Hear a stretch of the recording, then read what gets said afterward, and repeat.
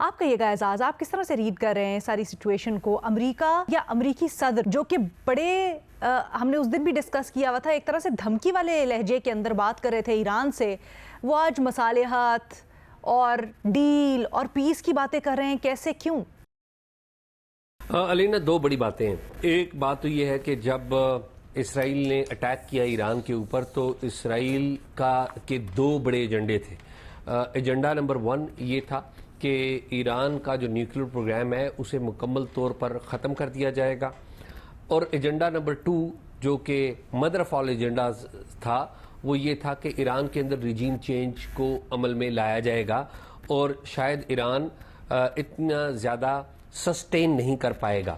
اور یہ جو سارا پلان تھا یہ ہینڈ ان گلو تھا، امریکن ایڈمنسٹریشن کو اس سارے پلان کا بالکل پتہ تھا۔ اس کی وجہ یہ ہے کہ ایران کی جو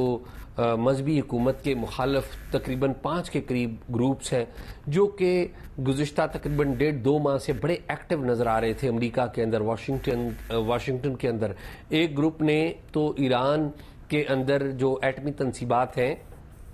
اس کے بارے میں ایک رپورٹ بھی لانچ کی، اور اس رپورٹ کی ہی روشنی میں، اسی رپورٹ میں ایران کے مختلف جو ایسے جو پلانٹس کا بھی ذکر کیا گیا جو پہلے شاید اس طرح سے منظر عام پر نہیں تھے، اور اسی کی روشنی میں 13 جون کو اسرائیل نے اٹیک بھی کیا۔ تو یہ ایکٹیویٹی تھی بیک گراؤنڈ میں، یعنی کہ ایران مخالف گروپس امریکہ میں ایکٹیو تھے، امریکی ایڈمنسٹریشن کو سارا کچھ پتا تھا، اسرائیل امریکہ کے ساتھ ہینڈ ان گلو تھا، اور ایجنڈاز 2 میں نے آپ کو بتا دیے، ایک یہ کہ رجیم چینج، اور دوسرا یہ ہے کہ ایران کو کرپل کر دیا جائے اس کے جو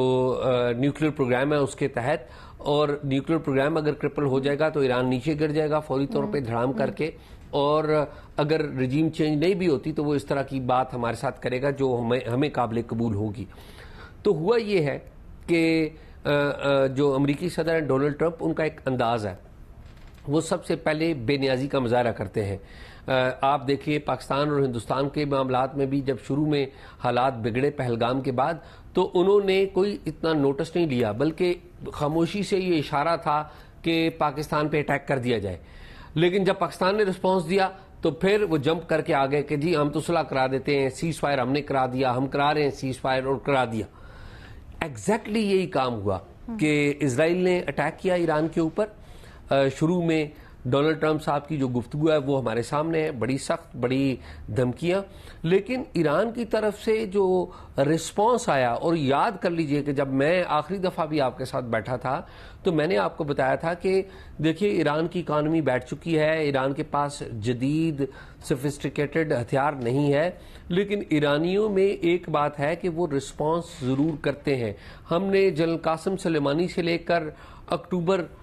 2024 میں دیکھ لیں جب اسرائیل نے اٹیک کیا تھا، اور ابھی ایک پوری ٹریل ہے کہ جس میں جو ایرانی ہیں وہ اٹیک کرتے ہیں، اور چاہے ان کا اپنا نقصان کیوں نہ ہو جائے۔ اس کیس میں بھی ہوا یہ کہ ایران کا بہت بڑا نقصان ہوا ہے، اس میں کوئی ڈاؤٹ ہی نہیں ہے۔ ٹاپ ملٹری لیڈرشپ ماری گئی، کی جو سائنٹسٹ ہیں وہ مارے گئے، کی انسٹالیشنز کے اوپر اٹیک ہوا۔ اب جو اسرائیل ہے اس نے ایک پورا اٹیک لانچ کیا ہے، گزشتہ رات بھی تہران کے اندر، اور مختلف اہم تنصیبات جو بالخصوص ان کی فائنینس کو، ان کی انرجی کو کے لیے بڑی اہم ہے، ان کے جو تیل کے جو کنویں ہیں، ان سب جو ریفائنریز ہیں، ان سب کو اٹیک کیا گیا ہے۔ لیکن اس کے باوجود ایران نے جواب دیا ہے، اور ایران کا جو جواب ہے بہت زیادہ مؤثر نہ بھی ہو، لیکن ان ممالک کے لیے یا ان لوگوں کے لیے جو کبھی یہ امیجن بھی نہیں کر سکتے کہ اس طرح کی گولہ باری ان کے شہروں میں، حیفا میں، تل اویو میں اور باقی جگہوں پر ہوگی، یہ ہوئی ہے۔ تو اس کا میرے خیال میں جو کیلکولیشن تھی ابتدائی وہ غلط نکلی، اور اسی وجہ سے اب شاید وہ کیلکولیشن شاید کسی جگہ پہ چینج ہو رہی ہے کہ شاید فوری طور پہ رجیم نہیں گرے گی۔ اچھا، یہ بڑی انٹرسٹنگ بات ہے آپ کی۔ صافی صاحب کے پاس میں لے کے جاؤں گی۔ صافی صاحب، یہ جو رجیم چینج والا پوائنٹ اٹھا رہے ہیں، اس کے اوپر تو امریکی اخبار یا امریکی جریدے یہ لکھ رہے ہیں کہ امریکہ نے خود جو اسرائیل کی یہ سازش کہیں یا پلان کہیں رجیم چینج کا، اس کو نوڈ نہیں دی، اس کی مخالفت کی۔ دوسری بات یہ بھی کہ کیا آپ بھی یہی سمجھتے ہیں کہ اسرائیل کے جواب نے ایران کے جواب نے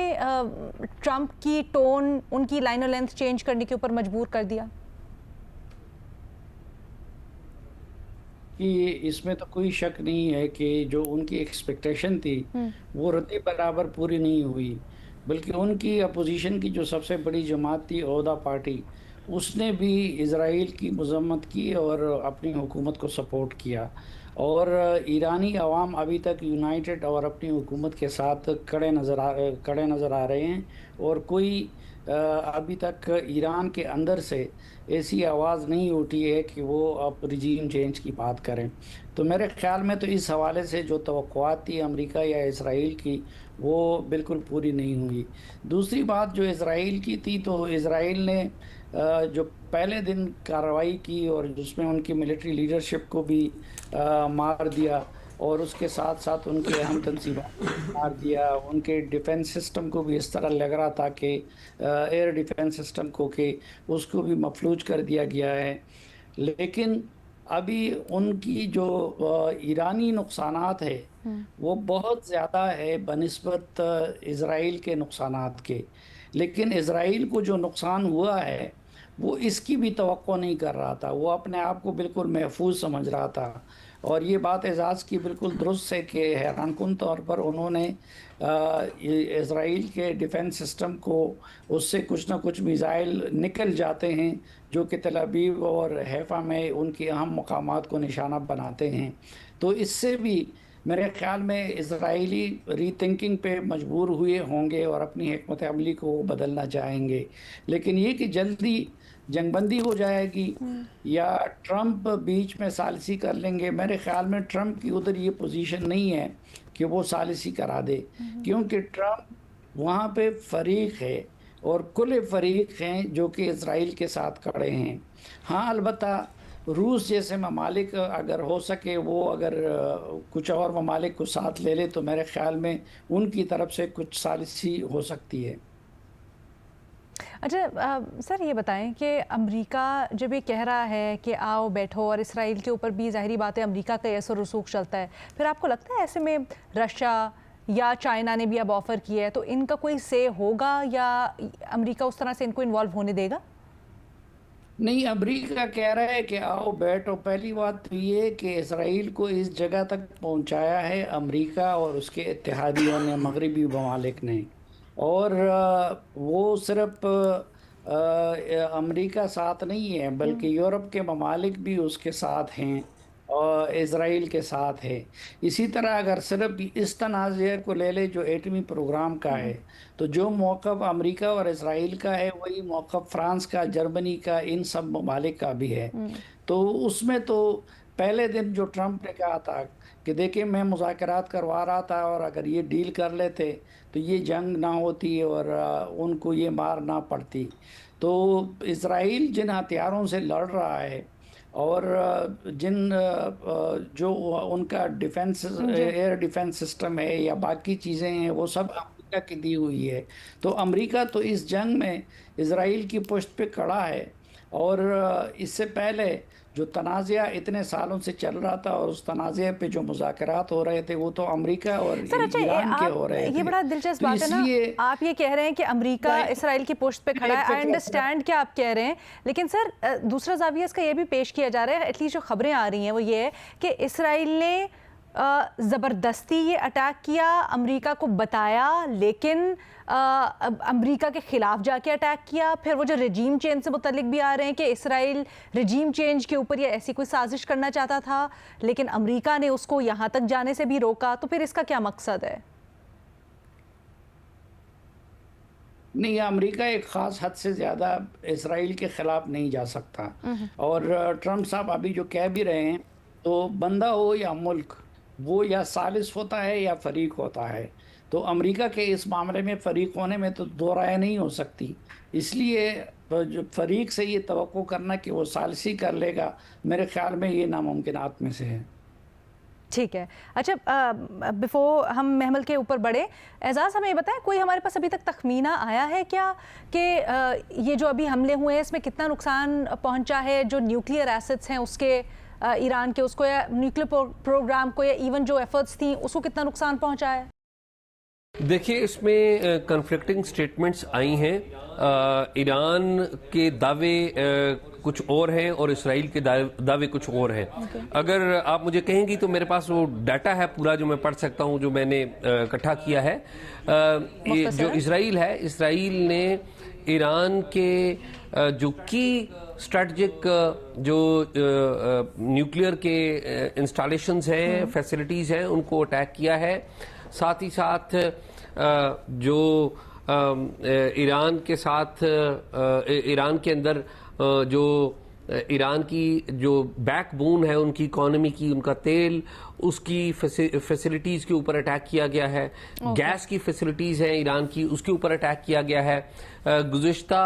रोज़, गुज़िश्ता शाम ईरान के अंदर अटैक किए गए हैं और ईरान तेहरान शहर के अंदर अटैक किए गए हैं और वहां पर निशाना बनाया गया, लेकिन मेरा ख्याल है कोई नंबर कोई नंबर या इस तरह का क्वांटिफाई इसको करने का अहाता अभी आई थिंक बड़ा कबल अज़ वक्त होगा, शायद ऐसा ही कहना चाह रहे हैं आप? देखिए असेसमेंट करना अभी